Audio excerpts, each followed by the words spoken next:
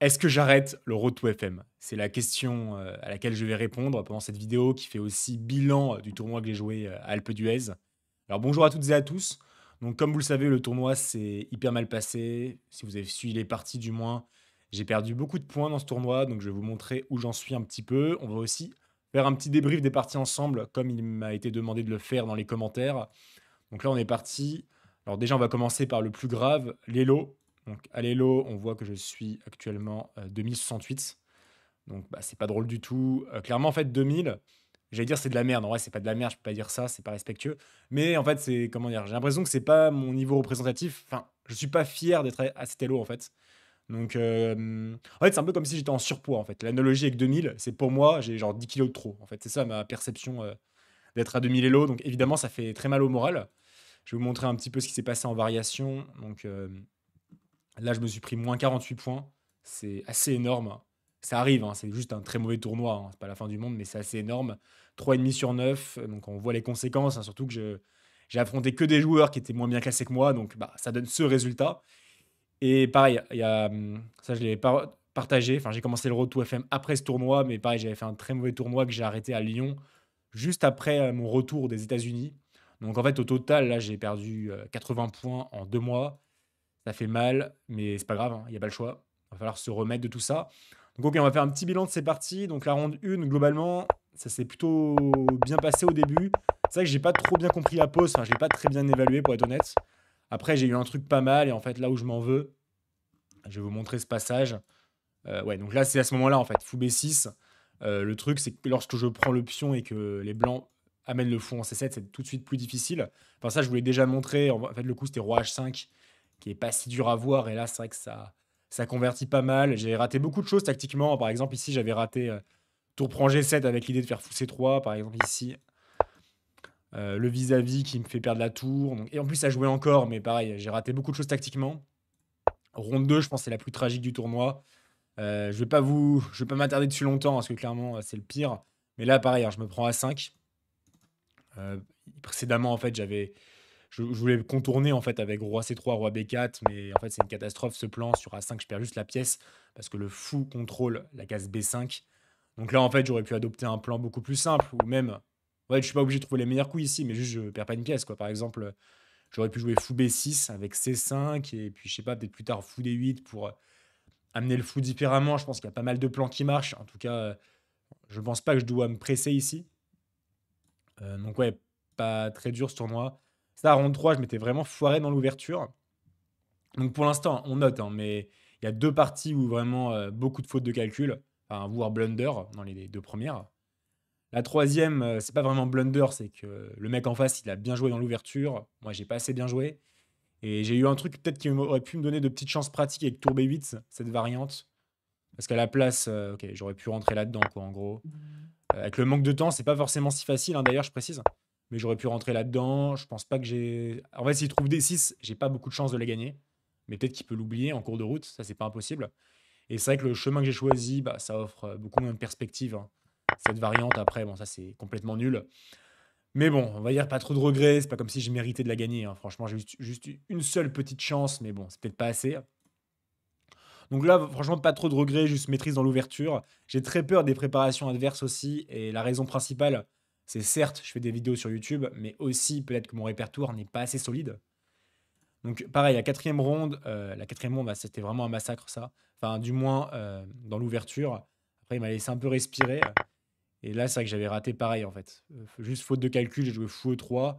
Et en fait, j'ai simplement pas osé jouer cavalier D2 avec l'idée cavalier E3 pour viser le pion C4. Parce que sur tour D8, en fait, j'ai raté que je pouvais juste faire tour E1 pour vous montrer. Avec les mêmes menaces que tout à l'heure, en fait. Donc, bah, ça, c'est pareil, c'est un raté. Après, sinon, j'avais pas trop de chance dans la partie. Position très difficile. Donc, pareil, ouverture, juste lui, il était vraiment bien prêt dans l'ouverture. Mais toujours l'ouverture qui m'a un peu mis dans le mal. On va continuer un petit peu. Ronde 5. Ronde 5, ronde 5. Celle-là, qu'est-ce qu'il y a à dire? Ouais, ça, celle-là, c'est même la plus horrible, hein. Je sais pas, je pense que c'est la deuxième plus horrible. Mais là, c'est le moment en fait où j'avais un gain de pion. Là, j'aurais juste pu en fait gagner comme ça, hein. Fou prend, pion prend et cavalier prend. la séquence tactique qui me fait gagner un pion. Je vais vraiment vite, hein, parce que je pars du postulat que vous les avez déjà vus, hein, donc si vous les avez pas vus, je vous invite à revoir les vidéos.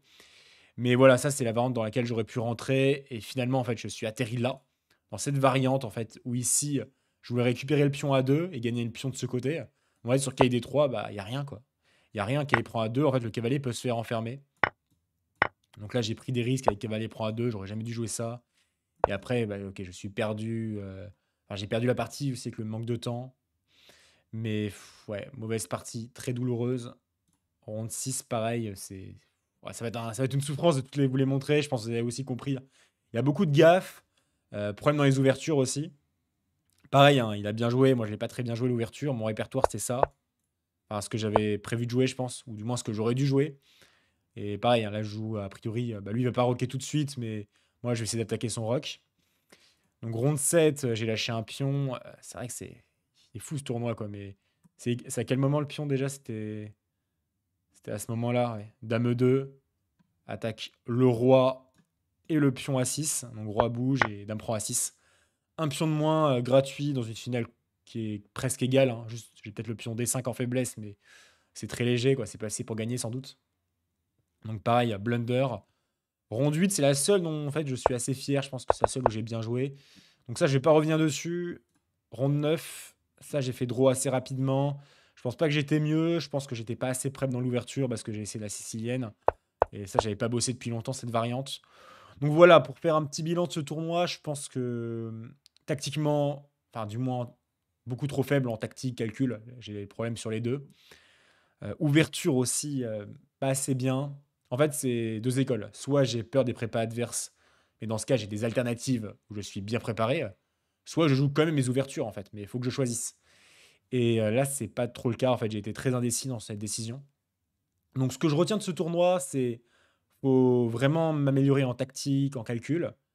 C'est vrai que je n'avais pas pratiqué depuis longtemps en plus, j'avais pas beaucoup bossé en fait entre juillet quand j'ai annoncé le Road to FM et ce tournoi, donc le calcul il s'est vraiment relâché, ça se sent dans les parties. Et aussi les ouvertures en fait. Ouverture, je pense que si je faisais pas de vidéo YouTube et que je montrais pas mes games, je serais pas trop inquiet en fait pour les ouvertures. Bah, je sais que je suis monté à 2200 sans être plus fort en ouverture que ce que je propose actuellement. Mais par contre, en fait, vu que j'ai une chaîne YouTube et qu'à présent je partage mes parties, bah, il va vraiment falloir que je me renforce. Soit je me spécialise plus et je renforce mes lignes existantes, soit j'en trouve des nouvelles. Mais il va falloir faire un travail sur les ouvertures.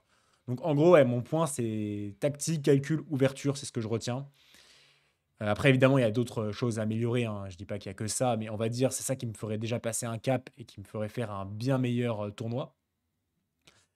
La question à présent, c'est, je reviens en full cam, c'est qu'est-ce que c'est la suite? Donc la suite, franchement, j'avais prévu un tournoi au Cap d'Agde, je vous en dis pas plus pour l'instant, mais ça va être sympa, c'est fin octobre.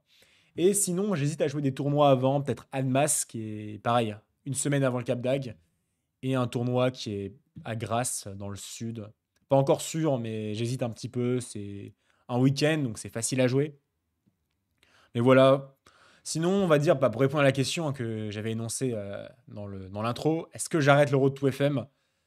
À votre avis, putain, bien évidemment que non, j'arrête pas. Évidemment, ça fait mal au moral. C'est un mauvais début. J'aurais préféré d'ailleurs commencer le Road to FM maintenant, comme ça je commence de 2000 à 2300, ça rend un petit peu mieux.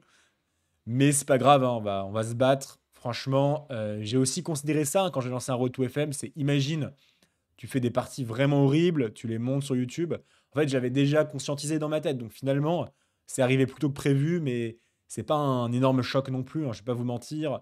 Je suis pas non plus traumatisé, j'ai la confiance. Le seul point négatif, par contre, c'est vrai que ça me fait chier d'être à 2000 Elo.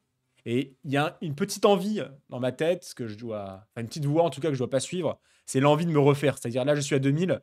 En fait, là, j'ai qu'une envie, c'est jouer très vite pour reprendre au moins les 2200, enfin 2100, pardon. Et après 2200. Mais franchement, rester à 2000, ça me fait un peu mal au cœur. Pour moi, enfin, c'est un niveau que je devrais franchir assez facilement normalement. Enfin, j'ai commencé le Road to FM à 2000, à 2100 et quelques. En rentrant des US, j'étais à 2150. Je perfais plutôt bien.